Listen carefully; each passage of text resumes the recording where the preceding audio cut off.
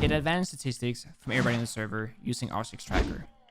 The link is in the description below. Alright, chat, what we need? We need the operator tier list thing.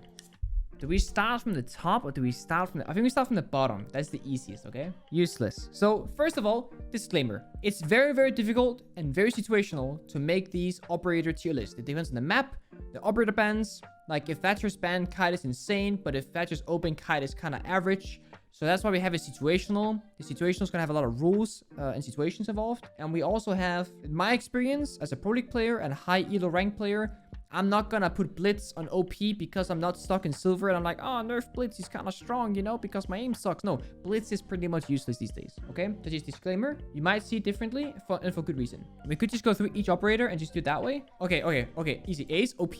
Now, the reasoning for this is that Ace has the best Heartbreach gadget when it comes to countering Bandit, Mute, and Kite. Because the timing between Ace's charge going off is so fast that let's say you have Bandit triggering Clubhouse walls. If you EMP or Kali the batteries, you can throw 2 Selma charges, 1 on each wall, and guaranteed, no matter what Bandit does, one of them will pop off. Meaning that you can basically use Ace as a Maverick, and then you can get the wall open if you want to. He also has smokes and literal best gun in the game.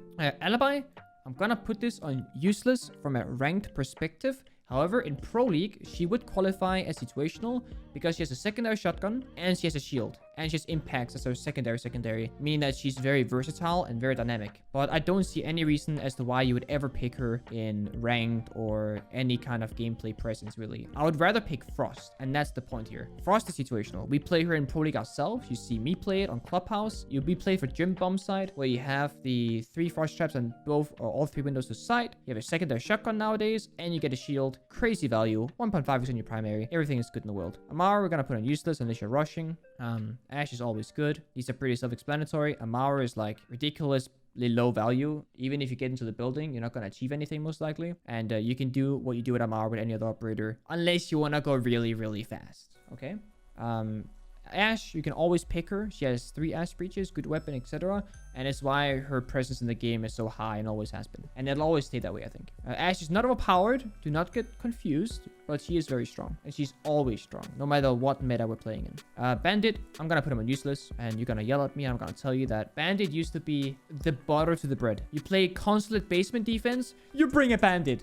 Nowadays, with like the drone hose, and you can use like grenades and Zofia stuns and capital fire and vertical play and Maverick and Ace and Kali and Thatcher. Yeah, Bandit is useless if you're over gold, elo, and ranked, I believe. There are very, very, very few circumstances where Bandit is good, but it's only gonna make them spend 20 seconds extra to get rid of it, and that's the end of that. I would much rather see a mute to, you know, mute off 4 areas and drones. Also, now that EMPs don't affect mute jammers the same way, they only get disabled. It means that the jammers are gonna come back up even after they breach, and they're still gonna provide you some sort of value. Bandit is operator ban dependent, I feel. The thing is, let's say you're playing Clubhouse. Maverick is banned, Thatcher is banned. Bandit is still useless because they're gonna go stuck and they're gonna do vertical play, or they're gonna go main door and do vertical play, or they're gonna go 51 window and they're gonna nade you. Like, sure, Bandit will stall them out, but a Kite can do it better and safer. Mute can do it better and safer because you're not in a vulnerable player position. Those operators won't die. Bandit will have to die for that job.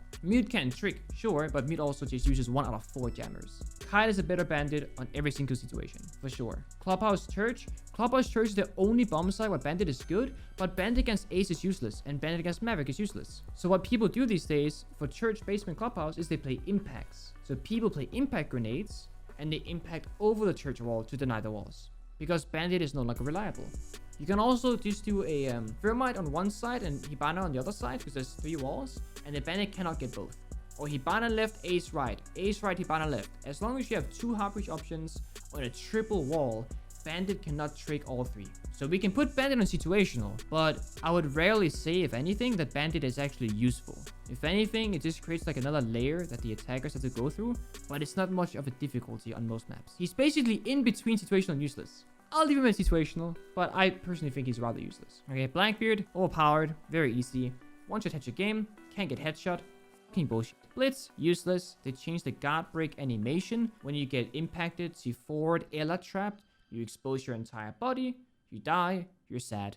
Buck, you know, Buck went from here to situational. So it's kind of hard to judge because Buck is probably gonna get up to here because now he has the heartbeat gadget, which makes him more dynamic. But from my point of view, I would never pick Buck over Sledge unless I am specifically before the round starts in prep phase saying, let's say we're playing coastline. I'm like, yo guys, let's go for a vertical hooker attack. Meaning that we take, you know, pink, blue bar kitchen office. And we're gonna go with Buck and pink and start vertically clearing everything with a guy in the window repel. If we know for a fact we're going for that strategy, we're gonna pick the Buck. But unless we're going for that specific strategy, we're gonna pick Sledge every single time. So Sledge is your default pick. So Buck is situational. However, with the new Harpy's gadget, he could get up to often good. Capital, see the overpowered, always good. It's kind of hard because I think Capital is like Ying. I think Ying is fucking broken, like absolutely game breaking. But no one plays her. I think Capital is always good. I don't think it's like the fire breaks the game. I don't think the fire makes bomb sites like unplayable. I don't think they're uncounterable because Omai exists these days. But I think he's underrated. But he's definitely always good no matter what bomb site. Castle, situational, like gym, clubhouse defense used to be like the bomb site for Castle. Border used to be a bomb site map or a Castle map. But what they changed the Buck losing nades, everyone is playing Sledge by default, meaning that Castle sees way less play because Sledge is a direct counter to Castle. If Sledge had no grenades and Buck did, you would see Castle played all the time. Or at least they would 6-pick either onto it or away from it to try and bait out the 6-pick to Sledge or to force the Sledge. Because technically Buck is stronger on verticality, but Buck can't deal with Castle barricades whatsoever. Also, Castle has a 1.5x, which makes him really strong. It actually makes him playable in a lot of suicide positions where the UMP as a gun is very weak, but the scope gives you a slight edge. Kavera is useless. I don't want to hear about it. I don't want to hear like, oh, but Pengu, you can hide somewhere sometimes. No, it's useless. Okay. I think Kavera could have a place in the game, but not with how the game is. I think maybe if maps like Jagd or Ja, as you guys call it, I think if maps like that was in the game, I think she could have a presence. Like a very big map where it's impossible to take the entirety of it. Maybe she could work there. But other than that, I think Kavera doesn't work unless you're very, very low elo. Somebody in chat just said, Clash is definitely situational. Alright, dude, that's it. Clash is probably the most broken defender until Melusi came out. And I mean that in a serious way. She is absolutely busted. Now, you might say, but Pengu, you don't have a gun. But Pengu, what if you just die? But it's like, okay, listen. If you know how to play Clash, if you have ever played in Pro League, if you've ever scrimmed the Pro League team, if you've ever even played in the high elo rank, and it's not some incompetent Clash player, she slows on 13-meter range. She does damage. She can even slow 5 attackers because it's an AoE effect. That's the craziest part.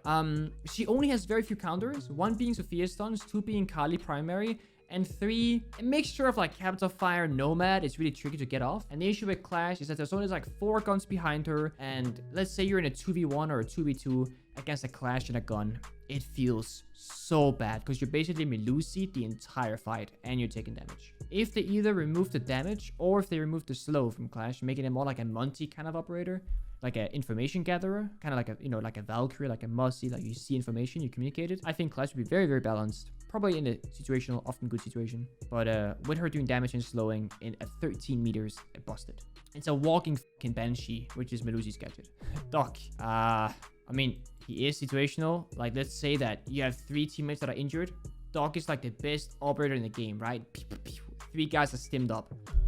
But Doc has this thing where Rook is the counter argument to this. You have raw value and you have active value. Okay? Active value is what your team gets just from the fact that you have this operator. Clash has a very high active value. The second you pick Clash and Monty, you have this massive wall. You can just walk in and take ground, right?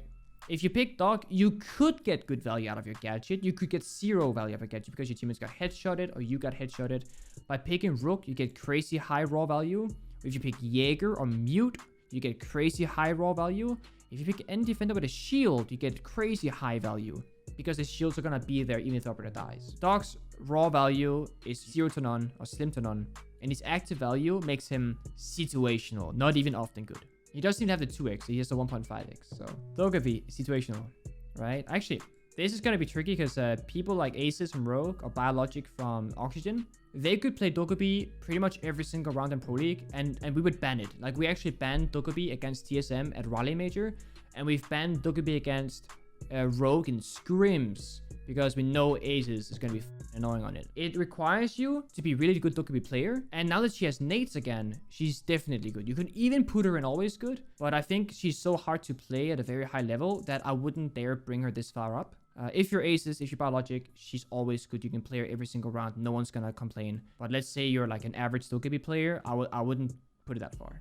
So how you want to play Dokkaebi, you want to find an early frag and then hack the phone and you get full info on the enemy lineup and intel. It's like a Valkyrie attack. It's super useful, but your team needs to play around it and you need to play it correctly as well. Definitely very strong. Echo used to be overpowered, with the invisible drones, definitely. And now that they're visible, I don't see Echo being played that much. Neither in scrims, in Pro League, he doesn't get banned even that often. He's definitely down there. I don't want to put him on useless because I think Echo has a very niche purpose, which is plant deny. And I think Maestro and Smoke and Echo are the only operators in defense that, I mean, Antisocial, technically speaking, they're like the only plant deny operators, except Ella could count as well, but that's a tricky one. He's definitely closer to useless than often good. I think Ella, from a rank standpoint, is overpowered. Like traps that you can't counter, you know, take away your game sound, use to take away sensitivity, to take away your vision partially. Mostly your hearing is a big complaint in my opinion. But from a competitive standpoint, her gun just isn't good enough to be reliably played very, very often. You could play this shotgun, close quarter, and she's like super busted, right? So in the right situation, Ella is like the best operator for the job. She has a shield. She has 3 guaranteed procs on her mine. She has a nasty shotgun, a decent other primary if you can control it. Absolutely insane shotgun. She's definitely either often good or situational. I'm not really sure to put her, to be honest. I play her a fair bit in ranked, and I have a good amount of fun with it. I think she has a lot of potential, but her consistency is the issue. All right, I'll put her on often good, okay, from a ranked perspective. Definitely not a Pro League perspective. Finka, I want to put her on useless. I remember when Finka came out, Shaz, our coach in G2, was like, oh guys, what if you like Finka rush down the stairs through barbed wire and there's like an Ella mine and like you just like you just rush through it and you rush and you kill people. And I was like, you know what, Shaz, that sounds like a great idea. We tried it in scrims, we got absolutely fucking annihilated. And we're like, you know what, Finka sucks. The only person that I know that can play Finka at a high level is Yuna from FaZe back in the day. He actually played it professionally in his own region of Latam. And they did it as like a niche pick, and it even got banned against him, I think. I would say that that's as far as that goes. Also, Finka, while she can revive you and give you like some boost of health, every single time that we scrimmed with Finka and we've activated a gadget, someone complains that their recall went away and they're shooting at feet because they're compensating for recall in their head that isn't there, and they shoot downwards. You know, you mid gunfight, you get around and you die. Fuse is a pretty good meme because back when the shield meta was a thing, a lot of people in chat were like, why are these pro players so fucking dumb? Just pick Fuse to clear the shields. I mean, you know, if I was not a pro player and I thought I was better than pros, I'd probably say the same thing. I mean, why don't pros just pick Fuse, you know? Fuse is kind of the same argument with Doc with the raw value and active value, where let's say you're playing console-led basement attack. Perfect example, right? If you successfully roam clear, Fuse has a hard breach gadget and 3 cluster charges. Actually, has 4 these days, I think. You can clear black car, white car, yellow pillar, pipes, and you can breach the fucking hatch and bathroom.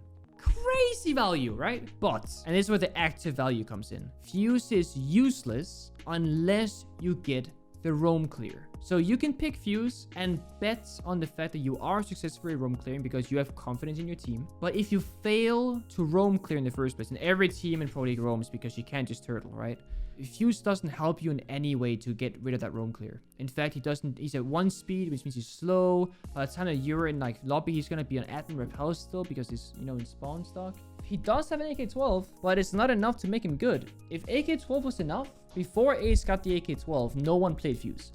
If Fuse was a 2-speed, and if Fuse's gadget was more consistent in the sense that, you know, he has some raw value in it, sure, Fuse could be a decent operator. But being a 1-speed and having a gadget that he does, even with smokes as well and Heartbreach gadget, it just isn't enough to be useful. The only map where I can say that he brings any sort of value, especially as good as people are these days, is Clubhouse basement attack for kitchen vertical clear, and it's for consulate basement clear because you can get a hatch. Glass is very much like Ying. I think Glass is like fundamentally flawed. Like, he can see through smokes. Obviously, so can Warden, but defenders don't have smokes, so you need to be activated by the attackers. But no one plays Glass. His weapon sucks, arguably.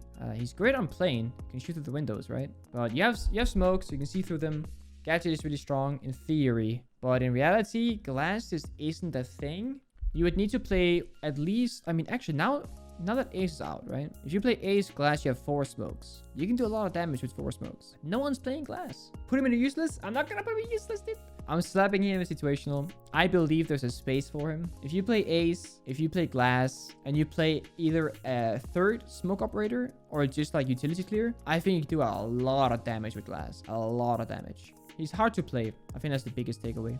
Goyo, that's not Goyo, that's Alibi. Always good. I believe you can pick Goyo quite literally on any given bomb site in any given map. Yeah, any map, any bomb site, and no one's gonna flick an eye. People are gonna be like, oh, you're playing Goyo. Okay. You know, you got Vector, you know, you have 2 shields and you have C4 beat boops. I think you can always pick him. The shields themselves bring you crazy raw value, and they can be used both as an offensive tool in the sense that they can be front and forward and deny something. They can be used passively to deny a plant spot or cover a position, etc.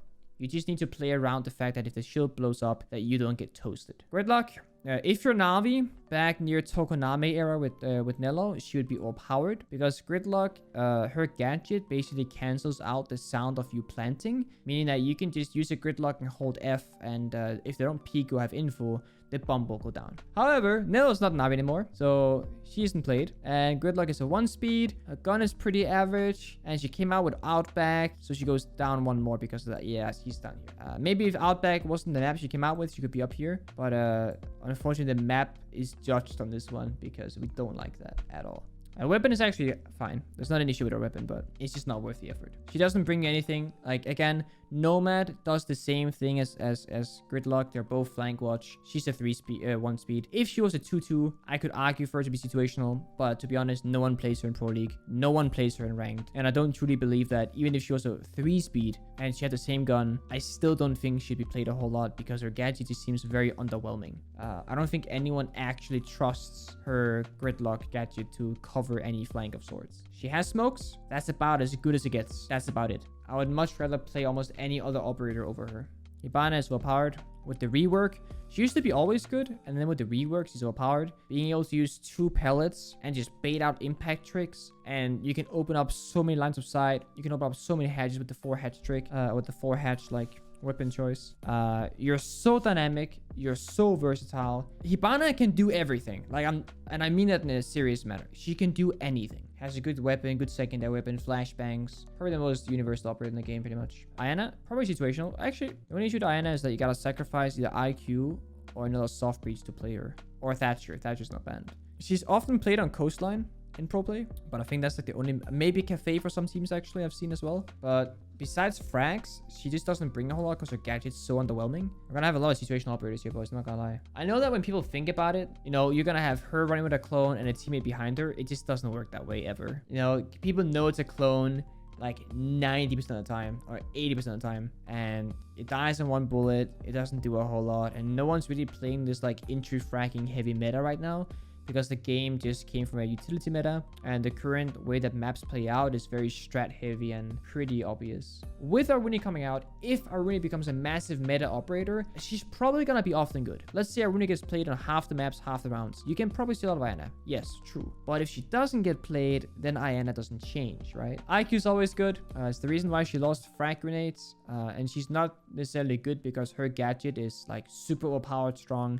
It's more so that she interacts with every single defender, right? Vigil, Clash, ADSs, Wamai Disc, Mute, Kite Claws, Bandits, Bobbles, Echo Drones, Arunigate, Capcan Traps, Banshees, Mossy Drones. She pretty much interacts with literally every single defender gadget. You can always pick her and you can always get value. That's why she's always good, but she's also hard to play because she doesn't have frags, no smokes, no flashbangs. She doesn't bring you any utility to help deal with the game. But she has G8. She goes brrr. Nowadays, she's mainly picked as a counter for like pulls, Valkyrie cams. Sometimes you use her to assess, okay, which side of the map are they strong on? Let's say you're playing console at top floor attack. She can go on the roof and say, okay, they have 2 bubbles and 3 ADSs on CO. Guys, we should go admin side take because they have put all their resources on CO. So if we go into that, it's going to be pain. IQ is great for that. There's just not that many maps where you can actually do this, I don't believe. Either you're going to be low on time or the rotation is difficult to make. And she's also a decent vertical player, you know, to count those things. Jackal, I mean, in ranked, I would say always good. People they rat around, you have bad droning, etc. On a competitive level, you know, it's kind of rough. Jackal in the current meta, there's not that many loose roamers. Jaeger's always good. We all know the reason. One of the best guns. Gadget, again, raw value is crazy good. And he is the most popular operator in the entire game. Above Ashe even, as far as my memory serves me. Also depends on the patch. So, easy. Kite is situational. If Thatcher's banned, Kite is fucking stonks. If Thatcher's open, then Kite is kinda I would rather play Mute instead of Kite in that case. So, situational. But seeing as how often Thatcher's banned, probably often good, if you know what I mean. Because he's always banned. So probably, yeah. We can probably put him on often good. Because Thatcher is often banned. I think that's fair. Jaeger's T2 skin makes him OP. I mean, true. But you might not have the skin, so therefore always good. Am I right? Alright, we're gonna put him on often good because of Thatcher. Kali, I personally am actually a very firm believer that Kali is so underrated. I even tell my teammates, guys, I can play Kali if Thatcher's banned. And they say no. I'm like, but guys, she's like Thatcher. Just the worst gun. It's fine. And they're like, no, play something else. I'm like, guys, I honestly, no joke, believe that Kali is okay, with the most current change to her damage, maybe not so much. But if she worked the way she did like 2 weeks ago, I would say often good. Not even joking. But because of the new patch, she's down there. Okay, she's very much down there. But let's say they reverted that. I would put her in often good as like an underrated wildcard operator. So I'll note that. Also, I play the secondary more than primary. That's just slaps. Not gonna lie. You don't play the sniper, chat. You played like smoke. You played the SMG as your primary. The sniper is dog shit either way. That's the trap. People are like, oh, I go sniper. Pew pew. No. You play the fucking SMG. It one-shot headshots. All right. I'm gonna put on often good. And it's gonna be like my wild card, like crazy thing that no one's gonna agree with. That's fine. Capcan's useless. Not reliable. Inconsistent. He's not useless, but if you're doing like a crazy roamer strat, or you know the enemy's gonna be low on time, you can do some really crazy shit with Capcan. But again, 5 traps could explode or 0 traps could explode. And it's one of those like either you kill 2 people or you kill 0, right? So I want to put him on useless, but he's not actually useless. It's just no one plays him. He doesn't really have a space in the game. Lesion, often good. Probably always good actually. His impact grenades used at 1.5x. Like he lost that recently. He has the Dark Zero skin, which is pretty goddamn sweet. And the mines are insane for window vault-ins, for hatch drops. They're good as a sound cue, either to be shot or get triggered on staircases. And I don't think you can ever go wrong by picking Lesion. If Lesion didn't have impacts, he would probably lose his spot, but he does have them, so he's gonna stay up top for sure. Lion's hard.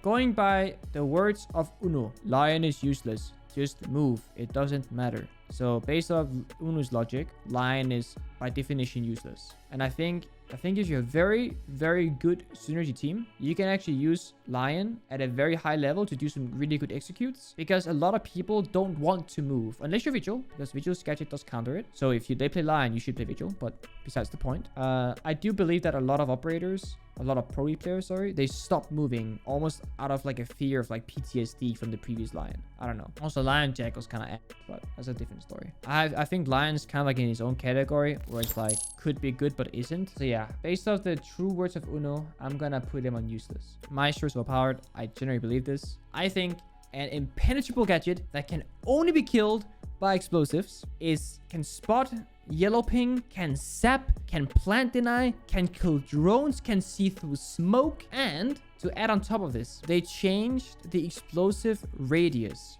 of Ashe and Zofia. What that means is that it's even more difficult now to explode anything, especially Maestro cams, which we call bubbles. It means that the value you get for each explosive charge on Zofia and Ashe is lower. So it even actually indirectly makes both Banshees and Bubbles stronger. And he has all that goes 81 bullets, you know? And he has impacts. Maestro can do it all. Okay, fear not. Maverick is often good. Actually, I think Maverick is always good. You get nades, get good gun. Unless you're playing like theme park and they're extending out, so they have like a rotate on the vault wall, which we call landing, or if they have like a rotate to China. Unless they have those walls open, Maverick loses like a lot of value. But for every single bomb site where you can bunker down or have hard walls, Maverick gets you a significant amount of value. And with Thatcher being banned a lot of teams tend to turtle more and like reinforce the walls. Definitely gonna put Maverick on always good. And he's overpowered on Clubhouse, I would say. He just breaks the map sideways, but he's not overpowered in general. He's just very, very strong. Boys, this operator almost made half the pro league scene quit their fucking jobs overnight. I kid you not. This is the most disgusting operator I have ever seen since Lion came out in his original state. Absolutely ridiculous, okay? And even to this day, she still has 3 Banshees somehow. But it's fine. Don't worry. She got nerfed. She lost the angle grip on her MP5 primary weapon, and she now only has a vertical grip. So her play rate, definitely gonna go downwards for now. There is no way that people are gonna play Melusi anymore. She's practically useless, more like situational, because without that angle grip, I don't know how any ranked player is ever gonna play her, right? Oh wait, that's not true. She's still fucking broken. So it's gonna take a bit to get there. Mira is not as overpowered as people might think. She's annoying, she's frustrating, but with how the game is played nowadays and how much verticality you bring, Mira is more always good or often good, right? If you're playing cafe top floor defense or cafe reading defense, Mira is the definition of overpowered. There's no vertical play to do. There's no way to directly get the mirrors destroyed by either Selma charges or Hibana pellets. There's no, you can deny the pellets vertically on like every single scenario. So for that specific map, for those specific bomb sites, Mira is literally overpowered. She breaks the entire map in half, but she is much more in a position where she's always good or often good. However, in ranked, people are lazy, and in ranked, people don't want to play the game dynamically always. So a lot of people are like, oh my god, they have Mira, what do we do? But you go below, and it's over, right? It's over. So I actually wouldn't put her that far up, personally. Muncie situational. He is definitely not as strong as he used to be with the guard break changes and animation changes. But Muncie is one of those operators where if you're a good Muncie player and you're playing like with a team that knows how to support him and how to give him utility, how to clear utility, Muncie can really change how you attack bomb sites. Most importantly, something like a clubhouse garage take on CCTV. You can practically just walk up the staircase on catwalk and just take control. You can roam clear on cafe, you can push, you can pull, but Muncie can't do a whole lot of actual killing anymore. They have nerfed that significantly. So your teammates now need to be very good, and so does the Muncie. However, there's a lot of room for potential, but also a lot of room for failure if you misplay the Muncie. And your entire round is kind of built around the Muncie. So when the Muncie falls, you lose everything. Mousy is often good. You can combine it with a mute to do like an SSG roam on Clubhouse. You can do it with a mute and combination to actually fake that you're roaming. And you can also just use it to deny or gain intel, because mute denies intel, Valkyrie gives you intel. Mousy does both. He stops you from droning, and if you get caught, he gains information. And it's extremely difficult to figure out and realize which drones are Mousy drones and which aren't. Yes, you could ping the drone and see if it's theirs or ours, but you're not gonna ping every single drone you see.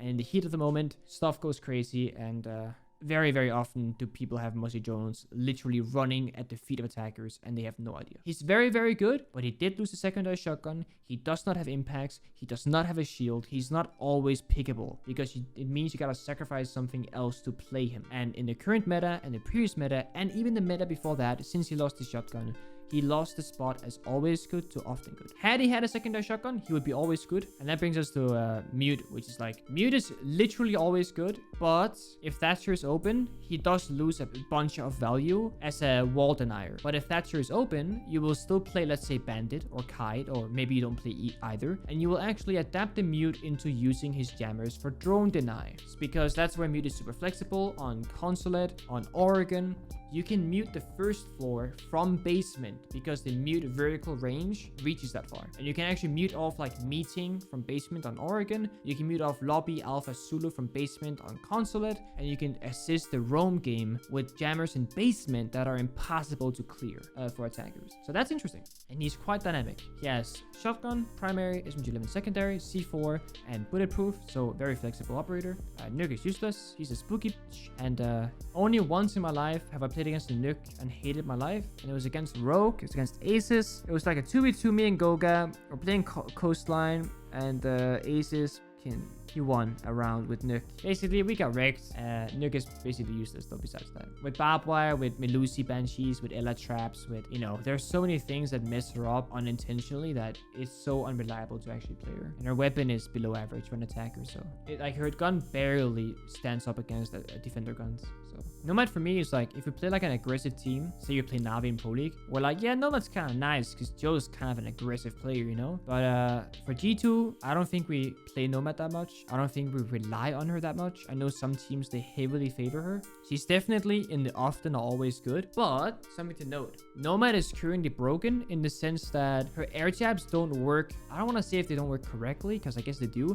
Basically, you can go into under a door and you can like lean out, lean in, and you trigger the air jab, but you don't get knocked on your butt. You can also prone in the door and your feet will trigger the air jab and you don't get knocked. So while she still stops you from running out instantaneously, it's almost more useless than a claymore because you don't need to be exposed to the guy on, on the rappel, for example, to actually trigger them. The only position where the air jab is like consistently good is for a vault out. Let's say consulate meeting balcony. There is no easy way to get rid of that air jab. There's no way to bug it out.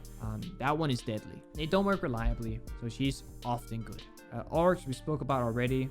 I'm gonna put him on useless. I would put him on situational because I know for a fact that we have tried ourselves in D2 to make Oryx based strats and it's just not reliable. He might die early in the round, or they might have a claim on the hatch and might hear him go up, or they have a drone. If you could reliably flank consistently using hatches, Oryx would be crazy. But the current map design of most maps don't really allow for it, because all those hatches, let's say consulate, visa, basement to top floor, you go tellers, archives, up to visa, up to admin. Visa is such a high traffic area, meaning that there's always going to be a flank drone, or there's always going to be a player. So, it's not like an area that's like a gray zone where they're only going to see you flank if they have a drone there. 90 on villa, 90 again, high traffic area, custom map and half, you see 2 staircases, always going to have a drone there. You can never flank. So it's just impossible to consistently and reliably flank, and therefore his niche with his gadget just kind of goes away. Same with Kavera. You can't ever interrogate in competitive play, that is. Somebody asked, what if you play Oryx against the Munty? Would that work? Well, you could do, right? If you play Oryx and your Jaeger teammate is behind you and you Oryx charge into the Munty, Oryx will die, because just like with the Oryx having Jaeger behind him, the Munty has Ashe behind him. So you can charge the Munty, Jaeger kills Munty, Ashe kills Oryx. Worth. Like, actually, no joke, worth. Actually a good thing. What if you miss? What if you don't kill the Munty? What if Munty steps backwards? What if Ashe just kills you mid-sprint? Then you're 4v5, and it's right? Because now Jaeger's alone with no refrag and there's a Munty going at him. So it could work if you don't fail. It's again like the reliability factor. Pulse, I think Pulse is always good. I mean, it's very bomb site dependent. But let's say even on coastal, you can play Pulse on any bomb site. Even if you're hooker defense, you can pulse people into like VIP, penthouse. You generally get like specific situation, like a specific control. You can pick Pulse every single round on pretty much every single map. And I wouldn't think you're trolling, if that makes sense. His gun is bad. It's not about the gun, boys. It's not about the gun. It doesn't matter if you have UMP, if you get a guaranteed kill when you play Pulse. And if you play a good Pulse, you should get a very high chance of a kill using his gadget. And again, UMP still one-shot headshots. All you need to have is good aim, right? His gun is pretty average on LAN, and it's pretty dog online. On LAN, Pulse is actually, like, UMP on LAN is nice. It does so much damage with bullet. So I'm gonna put Pulse is always good. I would put Valkyrie in the same category for reference. Recruit can't even be played in most game modes, so not gonna rank him. If I could, if you could play Recruit in Pro League, that would be very interesting. Back in the day, Recruit only had 1 reinforcement. That was like the downside of Recruit and Ironside. Nowadays, you have a shared reinforcement pool of 10, meaning that Recruit doesn't give you less reinforcements, and Recruit now has scopes. And the reason why Recruit is interesting because you can have like C4 and barbed wire, or sorry, C4 and shield, or like C4 and shield or impacts, or nades and smokes, or like flashbangs and smokes. You can like have 2 secondary gadgets because you don't have a primary, and that could be spicy. Recruit back in year 1 was overpowered. You would play the 5/7 FBI shield, and it would be the strongest operator in the entire game. It was a 2-speed 2-hour shield with a 5/7 grenades and smokes. I think it was so good, so good. Sledge is always good. Vertical play, grenades, good secondary and primary. Nothing he can't really always be pickable. Bog used to be in his position. Bog is now under situational. He took a hit there with the nades. Very unfortunate situation. Smoke is probably overpowered in my opinion, and the reasoning for that is it's not like the gadget is like insane.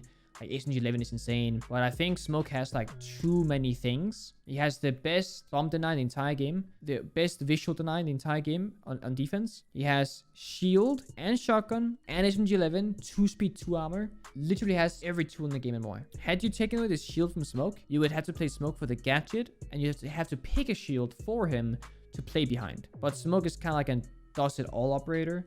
He's definitely either overpowered or always good. I personally think Smoke has too many things going on, but at the same time, it's hard to argue for a nerf as well. He's like the staple of defense, you know? So I'm gonna put smoke on always good, but he's definitely, I wouldn't be surprised if he got nerfed. He could use it, and I think him being out of the meta would benefit the game because it would speed up the pace and enable for more aggression without punishment, which I think in competitive plays is like calculated aggression is good aggression, you know? Tashanga was like a lot of people, myself included, thought Tashanga was gonna actually be played. My main concern with Tashanga was the withstand. Him having withstand was like the biggest bullshit stunt Ubisoft has pulled when it comes to operator features, and I was a big vocal person for like, this is fucking bullshit. You're giving Tashanga like everything in the game because he's the lord. His weapon is kind of like his gadget is kind of it's not bad, it's just not fun, and in ranked people move so much and nobody really plays that strategically. If you combine it with smoke, you do some nasty bump deny, but that's just not how people play the game. So he would be situational. I am pretty certain you can do some pretty crazy things with him, but maybe also a lack of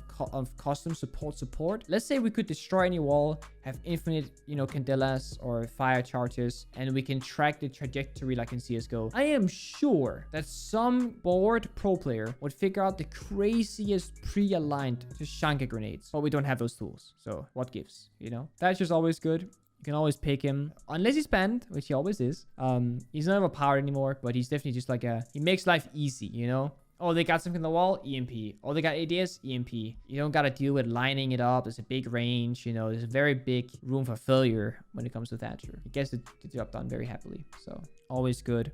Thermite is often good. Thermite's good for, like, a big wall that you just want to get open. Like, consulate basement, right? But, again, I would much rather play Ace or Hibana pretty much under any circumstance. But, Thermite is good. He gets the job done. He just isn't spectacular like Hibana and Ace are. So, Twitch, often good. Twitch suffers from the issue of raw and active value. You could, in theory, destroy 3 ADSs with a single Twitch drone, and then you can destroy 1 bubble and 1 1-eye, you know, magnet with the other one, and they recharge. But you can also get your drone killed in prep phase, and the second you throw your second drone, it dies instantly as you throw it in. So you can get crazy value or 0 value from the gadget. So it's really unreliable, it's really unstable, but other than that, she brings flashbangs nowadays, which I think is too strong. I would take those away if I was Ubisoft. Her gun is really great. Some would argue a lot of recall. If you're a competitive player or a high elo player, the recall is slim to none. Like, it's not a big deal. However, I do wish that more operators had recall like her, because I think it's a very good balance of recall. It's like you need to learn how to use it, how to master it, but if you do, it's really good. Valkyrie, always good. Can always pick her any map, any bomb site. Intel is limited. Valkyrie brings it. Has deagle for holes and walls and hatches and stuff, and she brings a vertical C4 just like Pulse. She's great. Always has been.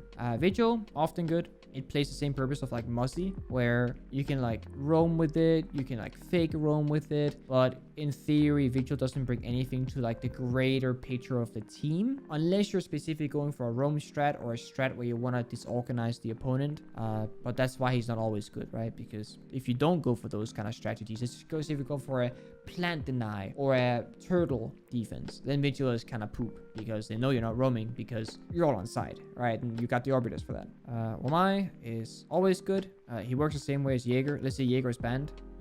I would just play Wamai straight up, but I probably wouldn't play Wamai over Jaeger ever. I know the gun is a massive preference for most people, but also just I think Jaeger's gadget is stronger than Wamai's gadget now that Jaeger like recharges, because it's very hard to actually kill ADSs unless you're nading the position that you're ADS clearing, meaning that ADSs can get a lot of value even early and late round.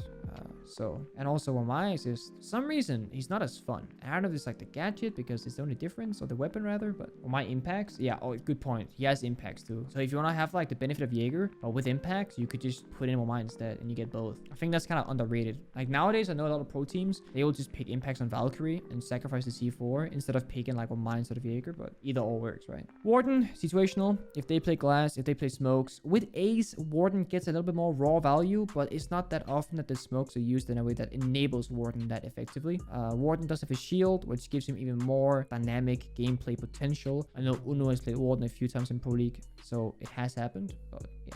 Zofia, always good. Same argument as Ash. Soft breach, good gun, lot of potential utility. Her stuns can clear a room if you don't have a drone, And if there's a player in the room, you can like stun him with it to increase your odds of winning the gunfight. And you can also ADS clear with it depending on the player position, because sometimes they will explode on the player despite the ADS being next to him. So they're kind of wonky. But Zofia and Ashe is like the same operator in 2 different ways, and they're basically about the same value in pretty much every scenario. Also, she has a 2x scope, which Ashe offers he doesn't, so some people prefer the scope difference there, but it's the same operator practically. 0. Oh, you know what we should have done? Dude, we should have added another column. Underrated, dude. Underrated. Because 0 is underrated. Ying is underrated. Glass is underrated. Dokkaebi is underrated. Kali. Oh yeah, I even made the keys for Kali earlier. There we go. Capital as well. Okay, I like where you guys are going with this. That's it. That's all I'm gonna do. Someone said gridlock. No, she's still bad. 0 is underrated, has massive skill cap, very hard to play effectively, can do a lot of crazy shit.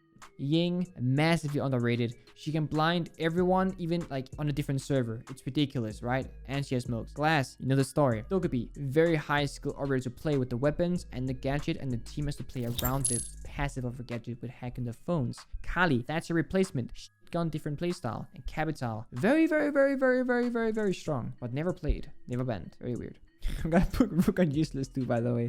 It's just a pointless operator in like... Okay, there is one strat that G2 has that we've used before. It's called the anti-Empire strat. And it's where we play Rook and Doc in Consulate Admin. So it's top floor defense and CEO and meeting. And you play Rook and Doc in Admin. And because you have Rook armor, you won't get killed by the grenade. Because if you have Rook armor, you always get injured. Meaning that you need 2 nades to kill you. So what we would do is have Rook in one corner, Doc in the other. And they would both have Rook armor. And if one got injured, Doc would revive them. And unless you bring 6 grenades, you can't kill them. It's physically impossible to kill them. Nowadays, people just go into Visa and do vertical play because people are way better at the game. But we actually use this strat to counter Empire directly, because Empire would always attack app inside like 2 years ago or whatever. Well, that's it. We still have that strat in our head. It's the anti-Empire strat. Besides that strat, I don't see much value in Rook personally. He's not played very much at Pro League. He does bring you less damage taken by body shots and explosives, and he makes you bleed out slower if you're injured. But if you get headshot, the story is the same. You're dead,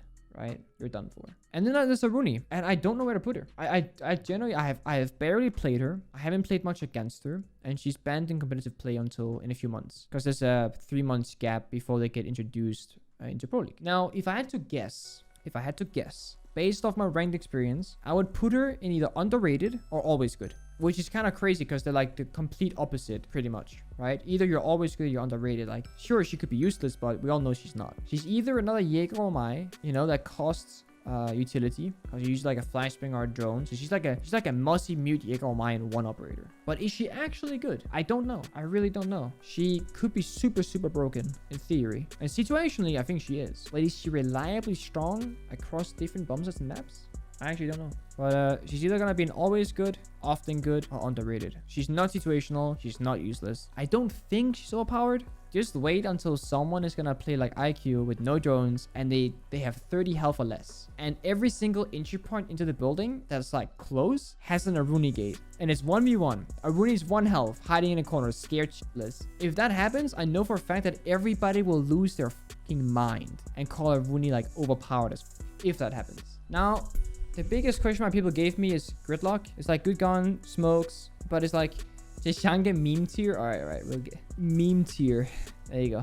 You happy? I mean, I'll put Cavalry up there as well, honestly. That's fucking meme tier for sure. And recruit. Okay, and recruit. You guys happy? Wait, and Amara. Definitely Amara. And you guys want Blitz? God damn it, chat. Alright, I'm not going any further. I'm not gonna give you any more. Okay, Fuse. Okay, last one.